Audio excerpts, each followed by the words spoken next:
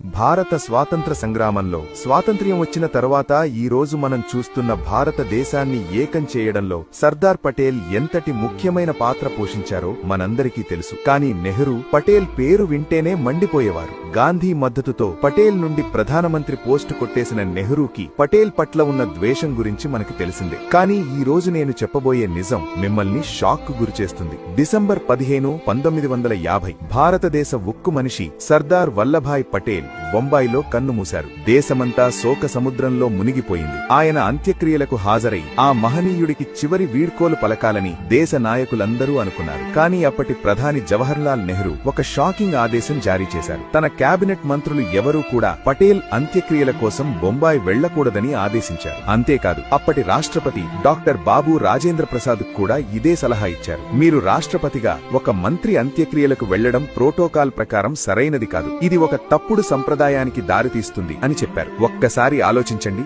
దేశం కోసం సర్వస్వం త్యాగం చేసిన ఒక సహచరుడు చనిపోతే ప్రోటోకాల్ పేరుతో ఆఖరి చూపుకు కూడా వెళ్లొద్దని చెప్పడం ఎంత విచిత్రమో కదా. కానీ రాష్ట్రపతి రాజేంద్ర ప్రసాద్ నెహ్రూ మాటను లెక్క చేయలేదు. నాకు సర్దార్ పటేల్ కు మధ్య ఉన్న సంబంధం ఏ ప్రోటోకాల్ కు కట్టుబడదు, నేను ఖచ్చితంగా వెళతాను అని తేల్చి చెప్పారు. ఆయన అంత్యక్రియలకు హాజరయ్యారు. ఆయనతో పాటు కేబినెట్ లోని చాలా మంది మంత్రులు కూడా నెహ్రూ ఆదేశాలను ధిక్కరించి తమ ప్రియతమ నాయకుడికి కన్నీటి వీడ్కోలు పలికారు. ఒక సహచరుడికి ఇవ్వాల్సిన చివరి గౌరవాన్ని కూడా ప్రోటోకాల్ పేరుతో అడ్డుకోవడం ఎంతవరకు సమంజసం? రాజకీయ విభేదాలు మానవ సంబంధాల కన్నా గొప్పవి కాగలవా? ఈ చారిత్రక సంఘటనపై మీ అభిప్రాయమేంటో కింద కామెంట్స్ లో తప్పకుండా చెప్పండి. ఈ నిజం అందరికీ తెలియాలంటే ఈ వీడియోను షేర్ చేయండి. జై హింద్.